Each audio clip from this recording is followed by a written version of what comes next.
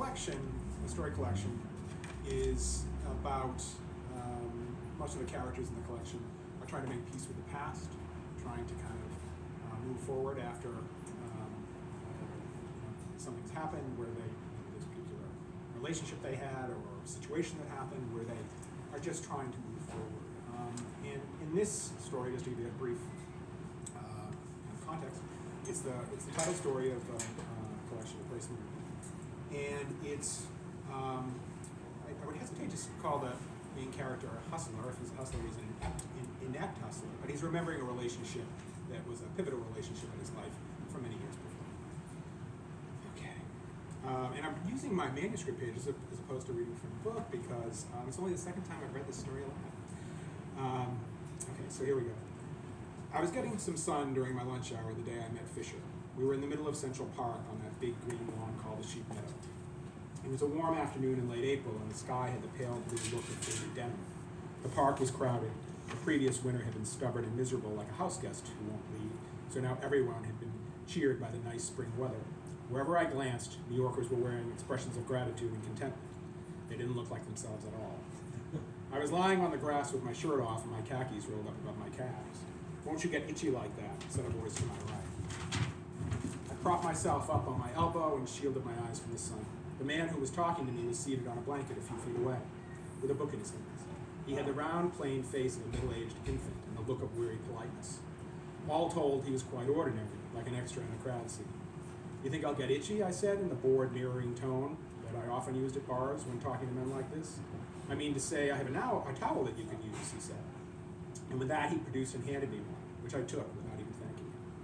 I stood up, put the towel down on the ground, and sprawled out on it. Then I waited for him to ask me some more questions, which I planned to disregard. It was a way to spend my lunch hour. But he didn't say another word. This annoyed me. So I turned on my side to show him my ass, and then stretched a bit and flexed my biceps. I was 24 at the time, at the peak of my stretching and flexing powers. I wasn't used to being ignored. When eventually I caught him looking over, he gave me a prim, embarrassed smile. You didn't see much prim in this city, not in my experience anyway. I was intrigued. I thought about my friend Buzz. He would have called this an opportunity. I knew Buzz from one of my first temp jobs after I arrived in New York. We were in a word processing pool at a law firm where all the senior partners had the dead-eyed stares of serial killers, and the associates scampered around nervously like so many potential victims. Buzz was also my tour guide through the gay bars and clubs of the city. He was fun and campy and fond of using phrases like, "A boy's got to take care of himself," and "long live the checkbook romance."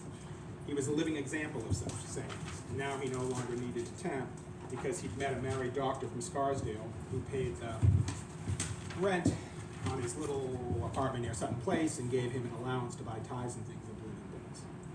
Before Buzz met his doctor, we would go out to certain bars in the city that he would laughingly refer to as elephant graveyards because of the older, less desirable clientele. We'd let these old guys buy us some drinks, and then we'd sit back aloof and sneering like royalty from a small country, while the rest of the evening passed in a blur of unspoken negotiation and a protracted tease.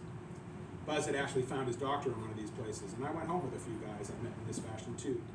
Men who regarded me with the determination of hungry lizards until they'd get me to their apartments, where they'd finally pounce, smothering me with their damp coughs and too much aftershave. As their hands traveled over me, I'd often will my mind to wander like a runaway pet. And sometimes I'd disconnect entirely from myself and have something that resembled an out-of-body experience. When I described all this to Buzz, he referred to the phenomenon as my fugue fucks. But other than being treated to a few expensive dinners or getting a knockoff Baume Mercier watch, or going away for a Hamptons weekend with a burly banker who wanted me to put him in a headlock while he recited German poetry, nothing much ever came of these liaisons. "What are you reading?" I asked the man on the blanket. I was sitting up now. He looked at the cover of his book as if he needed a reminder, and then he told me a title by Edith Wharton. I don't remember which one, but he said he was writing an article about this book, comparing it with something by Henry James and focusing on modernism's relationship to realism, or something like that.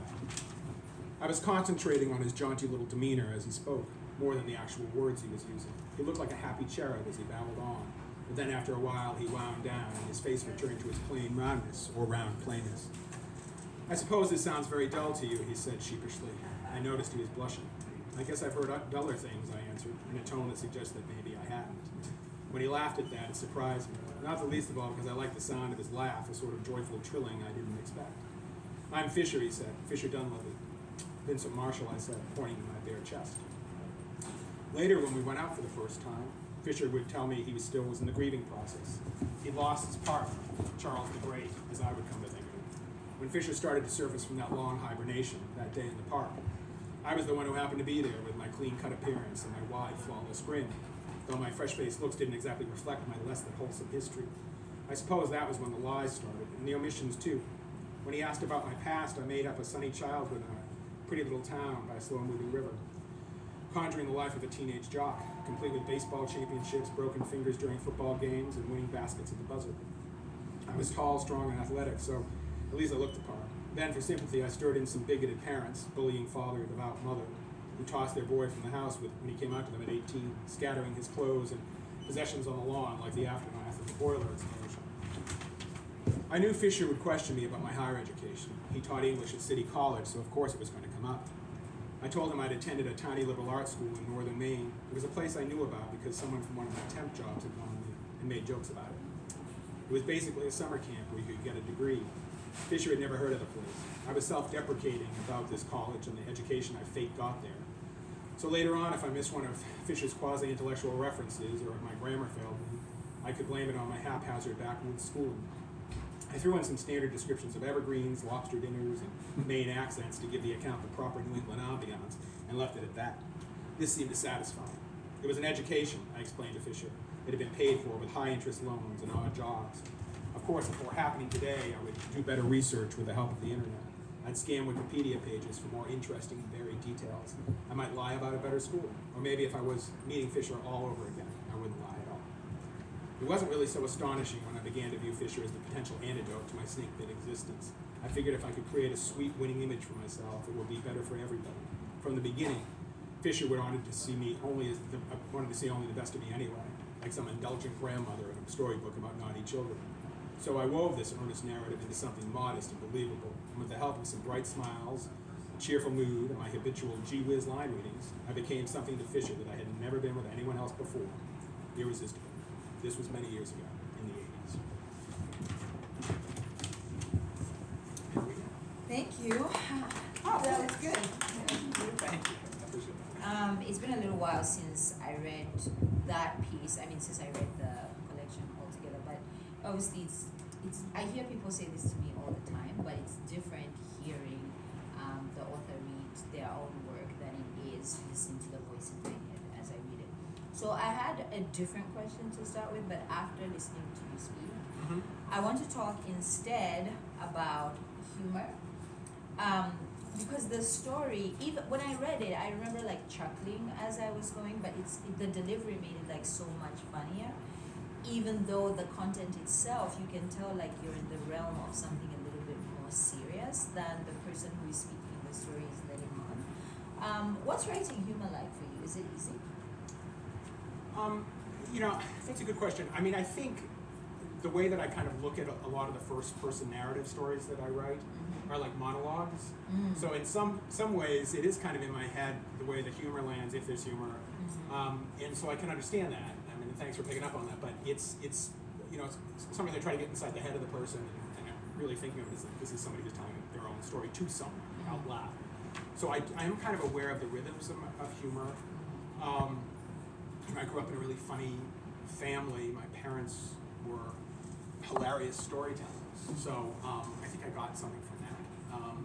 But in terms of how it comes across, sometimes, there's some people who don't see the humor in some of the stories, and then other people do. I think it's, I like writing, a certain type of humor, kind of wry humor. So I think that comes more naturally to me, perhaps. But yeah, thank you. Yeah, just because I found humor especially challenging to write, but maybe because the conditions under which I was writing humor was like when you have a prompt to write something funny, it's like someone saying, tell me a joke right now, right? Suddenly you can't remember anything funny in that moment. And so I always just have such a deep admiration for when people write humor, and I'm curious about like how they arrived at that point. Okay, so the question I wanted to start with was about beginnings. I really love the beginnings in all the stories in this collection. There's a certain like delicate way that you deliver them, and there's a promise of openings, and the promise is always fulfilled, right? Like in this one, as soon as he starts talking to the man on the towel, there's like a promise of heartbreak, even though he's like playing it off with all these like very quick like fun comments. There's a promise of heartbreak, right? And when you read the story, the promise is fulfilled, but like it still like stabs you in the heart. But how do you know, for you, how do you know where the true beginning of the story is? Because that's the other part when you're telling, especially if you're telling a funny story, you have to know just how much extra to give. Like, here's the context. So, like, how do you know for a story, this is my beginning, this is where I'm going to start? I mean, I think that it's strange with the beginnings of my stories. Sometimes it will start with an image, or I hear something on the street. I'll hear a bit of conversation, and I kind of know. I just did that with a recent story where I heard somebody say something in June on the street, and I was like, oh, that's going to become a story, and then you work it. With this particular story, there was something about there was a quality of poignancy or something that I was feeling about a particular character, like just kind of in my head, the character came to me, and then I was trying to think about people, and also the passage of time, right? In terms of when you live long enough, then you do see how the different choices that you make, impacted the path that you're on. So I think that with this particular story, imagining of it being in Central Park, that was definitely something that I had in my mind, that it would be two people who would meet, that they would have this conversation. I wasn't always sure, occasionally, I don't know if you're like this or not, but sometimes I'll have a story that's kind of right in my head and I know exactly where it's going. This wasn't really that. I kind of had a sense of the characters, and then as it went on, and it's kind of an annoying thing that writers say, which is like, oh, it wrote itself. But in a sense, this one did, because as the conversations got deeper, and it's actually a fairly long story, it kind of did end up going in directions that I didn't necessarily expect. But the beginning was something where I did picture Central Park. I did picture characters who would be having a conversation like this, and a conversation that was kind of not a welcome conversation necessarily, and there was going to be some tension. I like what you said about like the sort of like wisdom that you gain over the passage of time, and I can see that in a lot of different places in the book. There are places where you pause and you think, oh, the person that wrote this knows a lot, right? Like knows even a little bit more than they're giving away. And so I underlined a lot of those lines. One of the ones that I remember is it in a place? No, it's in a place in the world, where the character Frida says, "Your America is such a brutal and sentimental country." And maybe I underlined it because I was thinking about something else on that day. Maybe I read it and I was like, yes, Frida, I know exactly what you mean. But I'm curious also because you've mentioned like some of the pieces are coming from like things that you're thinking, and sometimes it's like you're really placed in the mind of the character. You're trying to like make the character come to the forefront. But in Your America is such a brutal and sentimental country, was that appraisal wholly Frida's, or did Bill speak a little bit there? To be honest, that is somebody, I had a close friend who is Swedish, like Frida is, who said that to me once. She was visiting, and it was just her sense of what America was, and there was so much truth to it. And there's a little bit more in that about what her reasons are for that, but it was just such a truthful thing. So it stayed with me for many years before I wrote this story. But it was something that stuck with me. And so that's actually a good example. It's a really good question, that how things kind of stay with you and then how you use them later. I just wrote a story recently. I had saved a newspaper, back when there were newspapers. I had saved a newspaper from like the year 2000. A New York Times article about a family that was living in a very small space, a small apartment, and they were talking about the challenges of living in this tiny space. And I knew I'd always write a story about it, so I kept it. But I didn't write it until like this year, like 25 years later. So you kind of keep stuff and you keep track of things, and whether it's in your head or whether it's and while I was writing this story, there are a few moments. There's certainly moments in there that come from lived experience, and that was one of them. I'm glad you liked that line because it's a line that I remember. Yeah, I don't think I'll forget that line anytime. Like even when I was going through my notes yesterday, I knew exactly what I was saying. I was like, oh yeah, this is a place where I wanted to ask a question. But also when you mentioned like, oh, this thing was said to me like so many years ago, or you're talking about something that you got in the newspaper from 2000 was 25 years ago now. Yeah, okay, yeah. I see a lot of like engagement with memory and the ways that memory can feel so true, but also how it can like deceive us, like our own memories, right? So there are like pauses throughout the book. I think the first place that I really sit with is if only you knew. Thinking about the unreliability of memory. When a character is related, like remembering a moment and then they realize like something shifted, like the way that they used to remember that moment and the way that they're remembering it now is different. How do you use your memory when it lets you down, or how does like memory play a role in your storytelling? That's an interesting question. I mean, I think again going back to kind of the monologue aspect, that these are all characters who are kind of you're trying to get in their heads in terms of what their thoughts are, and I think that I kind of use an unreliable narrator. I mean, not fair fun here. Yeah. Mubanga's like, yes, you do. Yeah.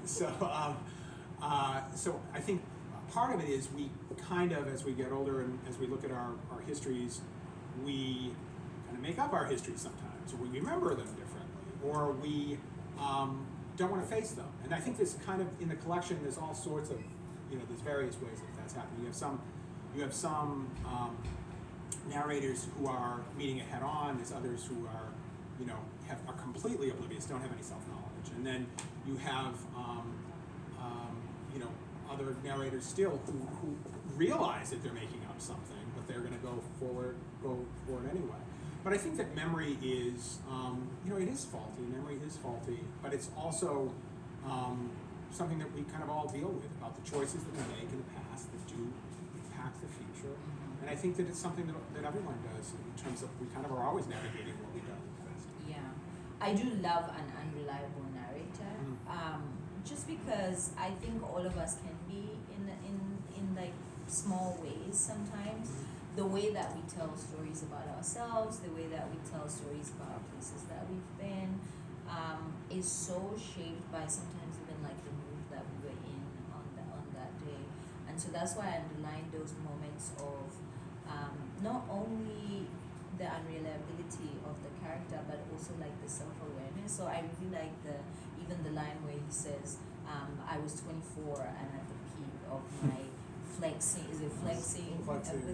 Yeah, just that's like self-awareness, which I was thinking back to like being 24 and thinking, you know it, but you don't know it. Right. Like I'm 24, I'm young, I'm beautiful, but you're not like as present in that realization, and you only have that with hindsight. You only have like looking back, like, oh yeah, I was a little bit arrogant at that age or in that specific moment. But I think also because you give your characters like time to reflect in this way, there's a lot of regret in these stories. There's a lot of like when they get in this story, there's a lot of regret at the end, even without ever using the words. There's just like a lot of sense of regret. Do you see endings in this way? Like, do you think endings are a place where we experience a lot of regret? I mean, I think. I said this recently somewhere in like it was like some interview that I did, and one of the things I said is I really don't believe people when they say they don't have regrets. Like it's like, do we really believe people when they say they don't have regrets? I mean, I just think that I get like, the BLT I had yesterday. I mean, it's like you regret things. So I think that in terms of these characters, I mean, I think there are some people who are clear about that regret is part of life. We move on from it. Part of what I think is happening with the characters is you have some who are not everybody's healthy about how they're dealing with regret, or being able to like let go of it. And we kind of have to let go of regret, but some people don't. Some of the characters don't. But I do think it's this idea of and I think the collection kind of came to me. I've written a lot of stories over the years. I never set out to write the collection, but I've been getting a lot of things published. I had put the collection together, and part of it was with that, the John Greenleaf Whittier quote about the saddest words that pen or might have been, and I think that that's kind of a theme for what this is. I mean, but they're not all. I mean, I don't want to make it seem like this all this sad. No, because they're not. No. I just want because there is humor in it, but also I think there's ways that people can understand themselves. Okay. Yeah, I like the thing you said about regret, like we constantly have literal regret. Like today, I regretted parking in a different place. I was like, I should have just stuck to my usual parking spot instead of trying to find a new place. And I think part of it too, in these characters, what I see, and maybe I'm bringing myself to that understanding, is like there's a sense that they can accept regret when they feel like everything that happened, that they decided to let it happen, right? But when there's this sense of like somebody else was in control, then the regret feels like something you can't let go, right? So speaking of the BLT, like if you picked the BLT, you're like, okay, but it's my regret to have, right? It was my bad decision. But if the person who was serving you is like, this is the absolute best thing you've ever made, you have to absolutely order it, everybody gives it 5 stars, and you bite into it and it's the worst thing you've ever had, you're like, you would never forgive that person. And that's kind of like what I see here. Sometimes when the characters I can see like, oh, they fully own how things turned out, right? With like this story, I felt like towards the end, the character fully owns everything that they lost and the role that they played in losing it, and that makes the regret a bit more palatable to them. And in that way, it doesn't feel sad. It doesn't feel tragic when I'm encountering That's a nice thing. the regret. Yeah, so just thinking about that. Also, because you just mentioned how the collection was coming together, and you said like it wasn't a deliberate coming together, which is to say, you didn't start by saying, I am writing a short story collection, I'm starting today. So let's talk a little bit about what it was like how was creating the collection? Well, I mean, I've been getting published for about 30 years, really, and I had,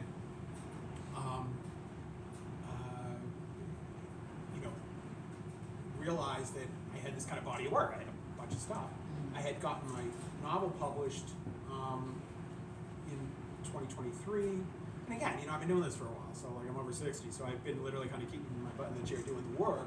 But I had agents, and I had some really good things happen. But then it didn't look like I was really going to be publishing anything other than the stories that I was getting, and I was getting published fairly frequently. But my new agent really was terrific, and he just said, yeah, I really want you to try the novel. I consider myself a short story writer, but I had one novel that had been unpublished, and so I worked on this other novel. I got that novel published in 2023, and then, I don't think you'd mind me saying this, so then my agent, I said, hey, listen, maybe we can send out the short story collection. And he's like, I kind of see that more as like a later thing. He's like, kind of later in your career. I was like, can you look at me? Like, how much later is it really going to be? I said, would you mind if I send it out myself? I'll just send it out myself. And he was terrific, and he's great. And he just said, absolutely, knock yourself out. So I sent to the prize, to the drawing prize, and I do want to also we should do a shout out to you for being here and talking to me. Shout out to Magers Quinn for putting this on, and for the University of Pittsburgh Press for arranging this, and to Drew Hines, who is this incredible literary figure, a very generous literary figure, who's started this prize 45 years ago. So anyway, I sent the collection of the Drew Hines Prize and was knocked flat when it won the prize. So it just kind of happened that way. I mean, I definitely had enough. I've got enough for another couple of collections of stuff that has been published, but I was very proud of this because these stories have been written mainly in the middle of the night. Mainly, I've always worked on kind of non-literary jobs. I didn't have the most conventional education or writing background. So I, middle of the night on the subway, and I think a lot of us as writers do that. I mean, you kind of get the work done. You get it done. This one, I don't know how she does everything that she does, because you're the most inspiring person when it comes to the amount of things that you were able to handle. And speaking of which, I do want to go to this, would you do me a huge favor and read from your collection, because you have this knockout story that I really would love to hear as part of this event. Yeah, well, I do want to ask. I will read the Will you? story. Okay. I feel like my friends have read it, but I will read the story. I want to ask you because you mentioned like having like a non-conventional job and like having to, like we all write at odd times. When I first started writing, I used to write like I think from like 10 p.m. to 2 a.m. in the morning or something like that, right? Like after the kids go to bed, get the writing done. But people love to ask me, like, well, how does your legal career show up in your writing? And it very rarely does. I do have a book that's coming out that is half based in the courtroom, so this time I won't be able to avoid it. But there are a lot of legal references in this book. People either like work in a law firm or like you heard the section you read at the beginning, like, oh, they're associates, running away from the partners, something like that. There's so many like legal anecdotes in there that anytime someone's going to ask me that, I'll be like, actually, that's more Bill. Bill gets a lot. Did you do that on purpose or did it happen accidentally? Okay, do you really want to hear this? Is so funny. I Because do. we've been texting for a while, Yeah, right? yes. And can I just tell you how incredibly supportive Mubanga has been? She's last year's winner of the prize. It's an absolutely incredible collection. I mean, amazing collection. There's one other prize in this one. She's been just so incredibly welcoming and supportive to me since I won the prize. Like, incredible. She's just amazing. So we were texting at one point, and you mentioned this legal thing, and I swear, I was like, no, I don't have any lawyers in my I don't have any lawyers in that book. What are you talking about? And so I literally thought that, and then I went back, and so I think it is like five of the 11, maybe 6 of the 11 have legal stuff in it. And then I'm thinking, well, why would that be? Isn't it funny that Mubanga noticed, and I didn't see that. And I think, because you go back and you think, oh yeah, I worked in a law firm for 13 years, I was an office manager. And then you think, oh, I was a legal recruiter for a few years, and there was that. And now I work at Columbia Law School. Oh yeah, the law. So I think things seep in terms of your life. I mean, I'm not saying that it's not, because ultimately when people say, is this autobiographical? And I'll get a lot of that from some of my stories. But no, but I think everything's autobiographical because it's filtered through us, right? So it's filtered through you. You're the one writing it. So there is a sense that everything's autobiographical. And I think some of those things sneak in there. Not all of them. There's a couple where it was like someone is working in a law firm to put themselves through school or something. It's one line or whatever. So, but it's not that many lawyers as main characters. No. But that was interesting. But what's curious about that, I find, is that so when you write something and then you get it published, it's kind of like not yours anymore in a way. It's like it's everybody who reads it if you're lucky enough to have everybody read it. And so I think that was a really funny one for me because I was thinking Mubanga was such a close reader too, and so supportive of when she read the book. That she found things that I hadn't thought of myself, which is always kind of interesting when people will say that. Because then you also have the people who will come up to you and like, is that me? Did you do me? And I was like, no, I really didn't. I wasn't thinking of you. But it's interesting. Yeah, no, I mean, I think we all do that. Mine is there are a lot of mangoes. There are a lot of mangoes in my stories. I love mangoes. So like, I feel like any chance, I'm like fruit mangoes. And I have to go back and check. And I think also like different periods in our lives do different things. So like, I'm reviewing the proofs of my book. So many people are squinting. Everyone's squinting. Someone's annoyed, they're squinting. Someone's like thinking they're squinting. Now I'm just circling squints. You're getting rid of the squints, Yeah, I'm like, oh, it's too many squints, too many squints. Right. So we all do it. Or like in the early drafts, my agent wrote to me, she said, Manga, everybody's knees are buckling. Everybody like has an emotion, like they have an intense emotion, knees. And then she said, are any of them ever gonna fall? And like that was the note. So sometimes so yours is like better because yours is like legal references, but they're all different, right? Like someone works in a recruitment, and happens to be assigned a job in a firm or things like that. So I wanted to make sure I ask you that question before I read. Yes, and I'm glad you read. Do you want the mic? Do I need the mic to read, do you think? If you want. Can we the mic stretch it? is working. No, it is working. Okay. We just haven't been good about using it. We'll be better. Better. So anyway, have you guys heard me read Where is Jane? Have you guys heard me read? Okay. Oh, okay. So, Where is Jane is my favorite short story in the collection, and it's because it was easy to write. It came to me in a dream one night, and I woke up like at 4 or 5 a.m. and just like frantically wrote it. But it also came from a game that we used to play as kids. So we used to actually play a game called Where is Jane, and the part of the game that show up in here are the song. So we did sing the song, and then the story is me fictionalizing everything else around the song. Okay, so where is Jane? Someone is banging on the door. It shakes in protest, scattering the splinters of light that push through the cracks in the wood. Who is it? Shouts the voice in my head. But my mouth, as always, is as still as the musty air in the room I call home. I glare at the door, twice my height, and will it to stop. I fist my palms and hold my breath. Any louder and Whoopi, my brother, will wake up. But it ignores me, wretched door, and quivers again. Kong, kong, kong. I tiptoe closer, as quiet as the colonies of roaches rummaging through our green storage bins. Millie meal, sugar, and rice, the last two of which we haven't eaten in months. It's me, yells Lumbiro, from the other side of the door, her shrill voice bouncing off the uneven walls. To this, the voice in my head growls, a blazing ball of sound trapped between my gut and lips. I don't want Pupe to stop snoring. If he does, he'll whimper, then explode into a ceaseless wail until Vamayo returns to shove her breast into his mouth and slap me with her free hand, my punishment for disrupting her work in Mr. Piri's red BMW. Our one-room house, built into a fence using leftover chunks of concrete that were once building blocks for a real house, is just within her earshot. Shh, I say to my sleeping brother with my index finger pressed on my mouth. He stirs but dreams on. I peel the door open as one would a scab from a sore. Gently, panono panono, yet still it groans. Do you want to play? Asks Lumbiro, tapping her feet, peering behind me. She knows the answer. I can't. I shake my head. I have to take care of my brother. She smirks, spins, and shrieks. Nichichiwulu, as if being mute makes me deaf too. The other children, waiting for her report a few meters away, snigger. I'll come later, the voice in my head lies, even though I know that by the time Vamayo comes back, the other children will have retreated into their homes. I sit on the smooth side of the block that plays veranda, leaving the door slightly ajar, and plant my chin into my palms. I lean into the shade of the corrugated roofing sheets above and watch the game unfold.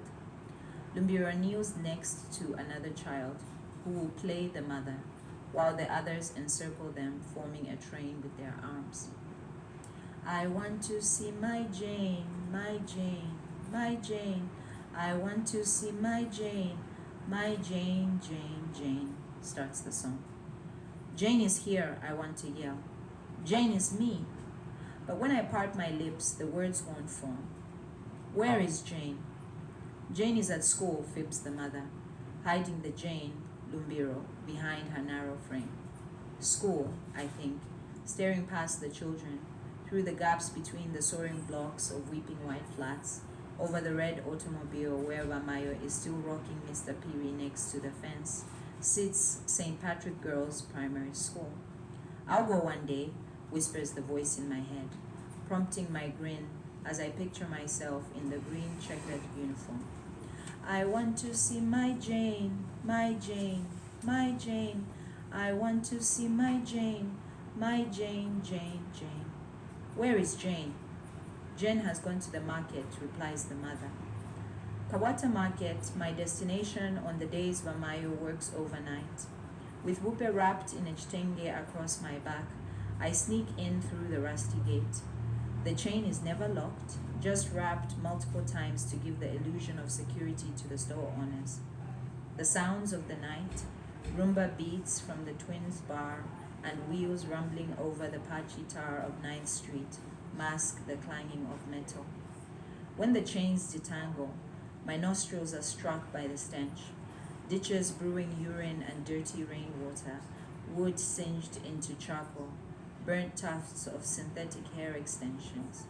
Once inside, I race past the tailoring shops, careen right into the gift shop aisle, and let the glimmering wrapping paper guide me toward the fruit and vegetable section. There, trusting vendors left their wares covered in black plastic bags, sealed on four corners with rocks. My brother's eyes flicker on, and together we feast. Carefully, I pull 2 cherry tomatoes from the corner of a neat pile. Out of a bucket, we choose the softest guavas, a handful of raw ground nuts, and the fattest sweet potato for later, and we're ready to slink back home and creep under the blanket, where Mamayo will find us sleeping when she arrives with the rising sun the next morning. The children continue to circle the crouching Jane, asking once more, "Where is Jane?" Jane is washing the plates. The ones waiting in a shomika of murky water. A black fly zips over me, buzzing around the room before departing empty-winged. I sigh and amble inside to lug the shomika out and feed the water to the garden next to our outdoor toilet. Flaps of pumpkin leaves shading fist-sized gourds lap it up. Under the tap that hangs from the moldy wall of our house, I scrub the plastic dishes with soil to remove the oil and food stains, then place them on a patch of grass to dry. Where is Jane? Jane is taking care of the baby. My job, taking care of my brother, the baby. Change his nappies before they scald his backside. Wipe his nose, which is always runny. Pacify him when the hunger pains make him cranky until Vamayo's reappearance. Where is Jane? Jane is sick. The thing I become when Vamayo brings a client home, when she parts the curtains that split the room in two and flings herself on the mattress. Bupe and I face the door and wait for the grunting to stop. But the man, fatter than the mattress, won't finish. So, Vamayo, needing to feed Bupe, calls me to help. Her client grins at me, rips my skirt off, aims his snake, shoves it between my legs, and grunts until it oozes a thick liquid into me that burns when it slithers down my legs, even after he is gone. I make Vamayo miss work the next day, and many days after that because of my inability to get up in the mornings, spewing urine and blood. I want to see my Jane, my Jane, my Jane. I want to see my Jane, my Jane, Jane, Jane. Their faces are now twisted in sadness over Jane's affliction. Where is Jane? Jane is in the hospital. A filthy word describing the place to which we arrive, Vamayo, Bupe, and me. The word hospital drips in my head like blood from a wound refusing to heal. Hospital is the disgusting look on the nurse's face when she touches me through her latest gloves. It is the doctor quizzing my mother, "What's wrong?" while keeping his eyes fixed on his clipboard. "You know children," my mother shrugs. Replies the doctor, his eyes glued to the sheet. "She just started urinating on the bed," says Vamayo. "Defilement," mutters the nurse, scrunching her nose. Together with hospital, the letters of defilement crawl on my skin, like the maggots on our toilet floor, making me scratch. "No," Vamayo shakes her head vigorously, not minding that her curly wig might fall and show the scruffy lines of mukule under which she hides her hair. "I'm not married," she explains. "It's just my children and me. This one has been a sickler from birth," a truth she makes me confirm by bulging her eyes. "Sickler," screams the voice in my head. And yes, I know it. The doctor lifts his gaze to stare at me. "Jane, did someone hurt you?" "Yes," screeches the voice in my head. But no, I shake it. The doctor weighs this, scribbles something, and proceeds to the next sick child. "I want to see my Jane, my Jane, my Jane. I want to see my Jane, my Jane, Jane, Jane." A mournful song this time, hunched backs and downcast eyes, mimicking women approaching the telltale army green tent pitched outside a funeral house. The climax of the game is fast approaching, and the children, braced for it, edge further from the center, where the Jane is now lying in the dirt, eyes closed and head limp in her arms as pillows. The mother is wringing her fingers, begging the skies for a miracle. Now Bamayo hovers over me. Jane, she pleads, tears streaking her flawless skin. Wuka, she screams. Wake up. I'm trying to hold her begging eyes, but find myself drawn instead into the blinding light of the ceiling. The scents of the ward are pungent all of a sudden. The windows swing, bringing in the sweet breeze of nature, trying to overpower the stench of what looms. Now the sounds roar, singing crickets howl, scratching my eardrums raw. Whooper's snore is a strange thunder on a March night such as this. I tremble. Finally, when my lids tire, pressed shut, comes peace in a familiar tune, now a slow, low drone. Where is Jane? The question holds the noise, diffuses the smells, and in the blackness I smile. Jane is dead.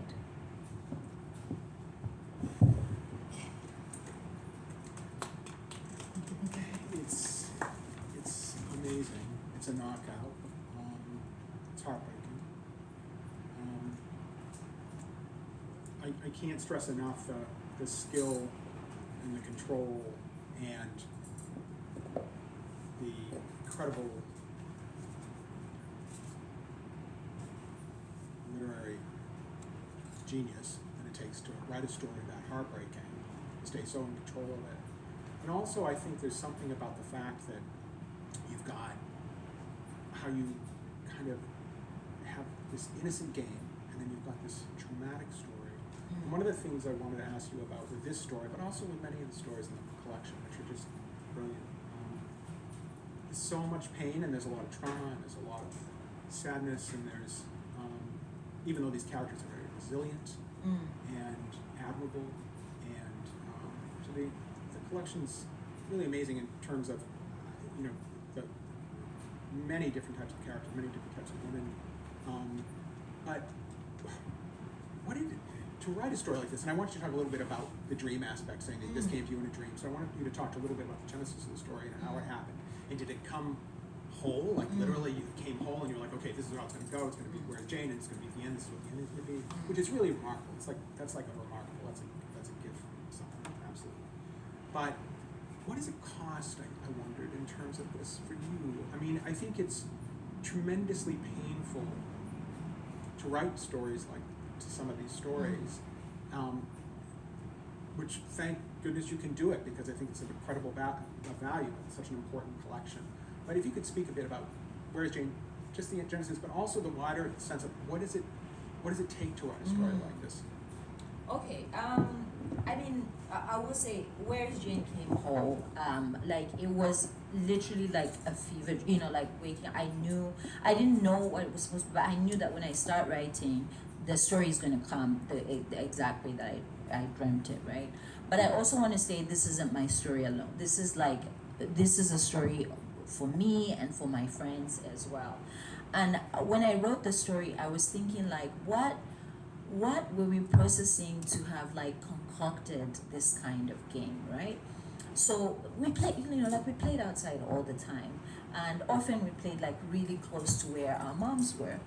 And with this game in particular, we were basically mimicking like death rituals, right? So we would always start, and the lines would change. The thing that would stay the same is, I want to see my Jane, and where is Jane? And so the person who determined how the game would be is the person who gets to play the mom. Because the friends would ask, where is Jane? And it would always start off with like, whatever, Jane is in the house, Jane is cooking, Jane was always doing something that we saw like our aunties and like older girl cousins doing. So Jane would be washing clothes, she'd be sweeping, she'd be doing whatever. But Jane always fell sick, and when she fell sick, our tone would change, and then she would die, and we would weep, we would like throwing ourselves on the ground. It was like a whole funeral procession. And what sticks with me is that, okay, so there's one other thing. When we would be playing like a version of, what do you call it, dodgeball, right? If the ball hit you, we would say like for you'd say like I've died in the game, right? And I remember the first time I said it to my mom, she had such a visceral reaction. She's like, what do you mean you died? I'm like, oh, in the game, like the ball hit me, so therefore I died. And she's like, I don't want you to ever say that. Don't ever say you died and whatever. And I think how like that's exactly how most of my friends' moms would have reacted. And yet we were playing this game literally mimicking death, and so we would always say Jane is dead, and you knew the cue, like once Jane is dead you have to cry the same way. And this is how funerals are. Zambian funerals are very cathartic in that you're allowed to like fully express your grief. Like if you need to fall on the ground, whatever you like. So we were mimicking what we used to see, right?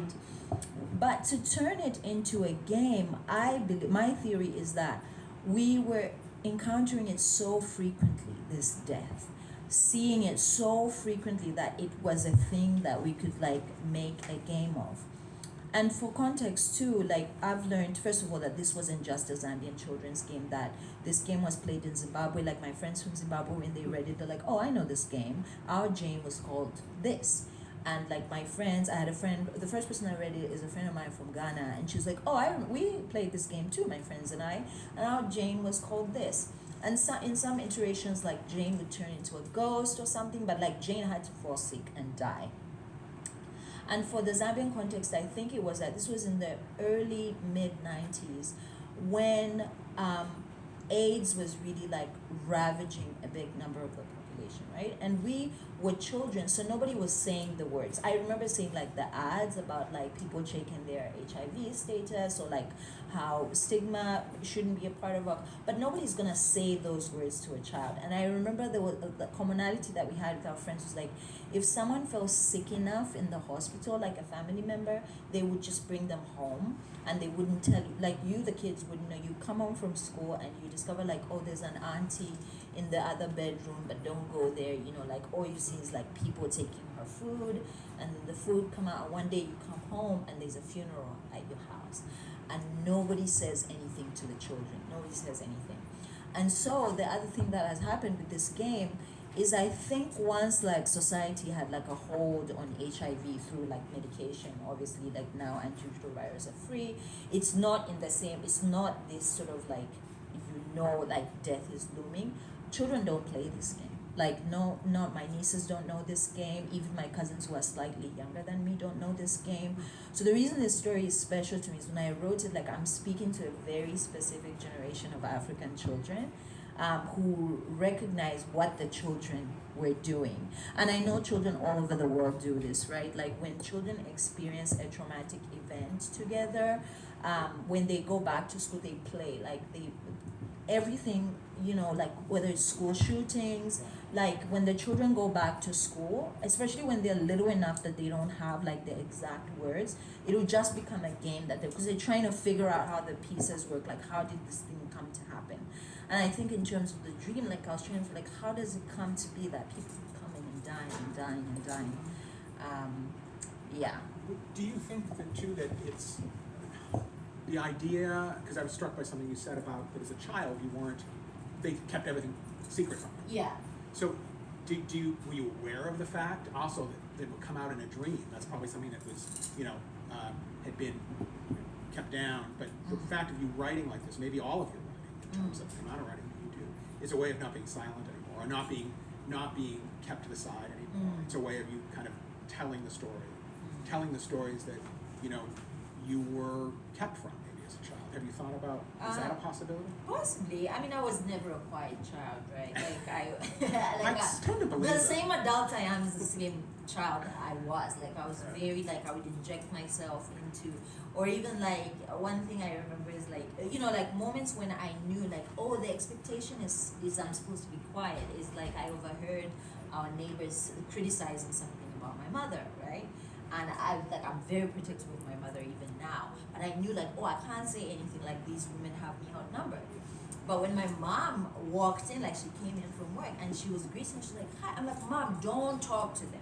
These people said this and this and this, and my mom was furious with me. She was like, you are not supposed to be like when grown people are talking, whatever. But which is to say that I don't think I was ever like the silent, I was never the silent child. In fact, I was going to tell these stories in one way or another. And when you were talking about like the autobiographical sense of like when I write a story, my grandma calls me and she's like, this line, it looks kind of like that time when this, is it true? And I'm like, yes, grandma, it is true that. But my grandma is also a very close reader. She's very good at figuring out how the story is true and how it's not. She's very good at figuring out, like, a lot of time people will take it literally of like it's autobiographical, this is the thing that happened. But my grandma, a lot of the time she will say, okay, I see that this story isn't about you, but is this how you felt when this thing happened? The feeling that this character is expressing, you know, is this how you felt in your childhood? And we're close enough that I can say, yeah, I felt that. Even if it's like a negative feeling or something, I just say, okay, yeah, that makes sense. Yeah. That is interesting. Yeah. One of the things I do. No, I'm the interviewer here. I want to ask one more question. Okay, one more question. I want to ask Okay. one more question. And I'm not sure where we are, Michael. I think, yeah, why don't you each ask one more and then we'll move over to the Okay. signing. You all Okay. can ask Yeah, questions at the signing. Okay. I think. So I have to ask this, and I don't know if you folks have read, you know, all of Mubanga's work, but you know, she's an incredible poet, and she's an incredible essayist, and she's an incredible novelist, and she does all this writing, right? And so you said something to me once in a text when I was asking about this, because it's incredibly impressive and so great at all these things. And you know, Drew Hines published the collection last year. She's a poetry collection out this year. She's got a new novel coming out in March, and it's amazing. But you talked to me about the difference between those things, what poetry was to you, what fiction was to you, and what nonfiction was to you. And so part of it is, very quickly, your work ethic, but then I really want you to kind of get into that. It was really quite lovely, I remember. So. See, now I don't remember. Who's the I lawyer remember. between you and I'm the one supposed to be retaining evidence. I remember it. If you don't remember it, I will tell you. You want me to say what you said? Yeah, you tell me. All right, so I think the fiction was the truth. Fiction is my Right, truth. right, Yes. in terms of that. And the poetry was the hard piece for you, where you find where you feel like it's exercise. Yeah. Where you feel better after doing it, Yeah. which I thought was That's really true. wonderful. That's true. And you said that nonfiction, when your essays are all tears. Yes. Okay. Yes. And so it was just, I love the idea that she really had this, like if somebody were to, well, I don't do all of that, but if somebody were to ask me, like, I don't know. But you really had this, and it's really so true. And I think what part of it is those emotions are all like strong emotions. And that's why her work is so fantastic, because she puts everything into it. Well, you answered the question then. You remembered what I said. You remember what I said, but Yes, fiction feels like a mother tongue to me. It does, you know, it doesn't feel hard. I mean, I was saying today, like, I think, you know, when you're talking about humor, I was thinking like, I am funniest in my mother tongue. Like sometimes I'm speaking English, like I'm so much funnier in Bemba. Like I wish I could say this thing in person people could understand me. Fiction feels like that, so it doesn't feel like work when I'm writing fiction. Like I can run away to fiction. Like if I'm like I don't want to do my homework, I'll write fiction. I can run away to fiction. I think poetry feels hard because often I'm writing about people that I have a difficult relationship with the memory of them, and always it's people that I can never confront, whether through because they're dead or just I'm not gonna do it, right? And so it's like having a conversation with a ghost, and they're never gonna answer me. I'm asking all these questions. And with essays, because I write a lot about my children, and my children ask me very difficult questions, and so when I'm engaging with them in my essays, you know, they remind me of the moments when I don't feel like I'm doing a very good job of being their mom. And my friend and I often say like, oh, we write so much about our experiences as children and how we experienced our parents. And we're like, what if our children become writers? But I'm okay with my kids becoming writers. They'll be like, they write fiction. But if they become comedians, because comedians, they don't filter, right? Like the comedians, like that, like if you know what I mean? Like you've heard comedians talk about their family, like there's no filter. It's like right to the thing. So that's what I always think of. But now it's my turn to ask you a question. So here's one line that I love. So for me, when I was reading your stories, I feel such a closeness to the characters. Like I feel, like remember when he was reading, like you almost like don't see him, like you're seeing the character like speaking to you directly. And that was the experience of reading the entire book. Like there's a closeness that you feel. And then there was a line in there where you say how smug people were when they thought they had some special knowledge of you, when they thought they knew you better than you knew yourself. And I thought, how well do you know these? How do you come to know these characters so well that when you tell them, I'm like, yeah, I hear that's my friend talking. Like, how do you know them this well? Because I feel like this could be your characters talking about you, about how well. Oh, that's really nice thing to say. Appreciate that. Yeah, I mean, again, I don't know. I mean, some characters just really come to me. You know, I think I've told you that in Off the Grid, Katie, the character Katie, and that I just literally on that one, I was just so zeroed in that you kind of feel like you feel them. And it's not like I haven't had similar emotions or similar experiences myself, but certainly with a character like Katie, I don't have a woman's perspective, so I think that sometimes you just, and it could be just a sentence, or it could be just the rhythm of how they're speaking, and then you kind of get into their thoughts, and then you kind of do a backstory in your head about where they're from, or what their challenges have been, and it kind of goes from there. I mean, I think we all feel really lucky when we zero in on something, right? When you know that, oh, this is kind of clicking and this works. But I've been lucky with some of the characters where I really felt like, oh, I kind of know what they would say. And I've done that with some of my stories and with my novel as well. I had a collection of people in the novel and characters in the novel, and I was dreaming about them. I knew that I kind of was doing it right, I guess, because I was dreaming about them and they were having conversations that I could then kind of wake up and write down. And so that's happened with some of my short stories, but it's really nice of you to say that. Yeah. It's been very nice to have you here. Thank you so much for being, part of this. It means so much to me. Yeah, Thank you. Thank you all. Mama, Now, did you have a there will be time for question? questions, but let's do them maybe at the signing No, desk. let her ask a question. Okay. I want All Bill right. to get a question from the Yes. audience. Yeah. Oh, Thank you. I loved your story, what you read, and I wanted to say because I want to start there because I just watched American Psycho. I'm not comparing it at all, but Okay. it was when you started telling your story, and he's in, of course, New York. He's lying down next to this man, and then you mentioned the lawyers and their dead eyes, or the clerks, and I was like, oh my god, And then you mentioned this kid like lying down, showing his butt, flexing his muscles. Mhm. That's all American Psycho. Like, it was like 2 days ago. And I Right. thought, okay. And then he's a little rude. Uh-huh. And I'm like, okay, I'm not gonna like him, but I want to know where the story goes. And then you turn this character into somebody who's maybe not entirely likable, I don't know, but definitely just wonderful. Yeah. So human. The sense of regret. The lies. It's 1980, so it's kind of just So you get this sense of like it's gonna like it's going somewhere. It's not going anywhere necessarily wonderful, but he's so human. So I just wanted to like say. What a lovely thing to say. Thank It's you. true. That Really, story. it's really, thank you so much. I appreciate it. I really appreciate it. Thanks for Thank you. inviting Thank you. Bill, everybody. Thank you all.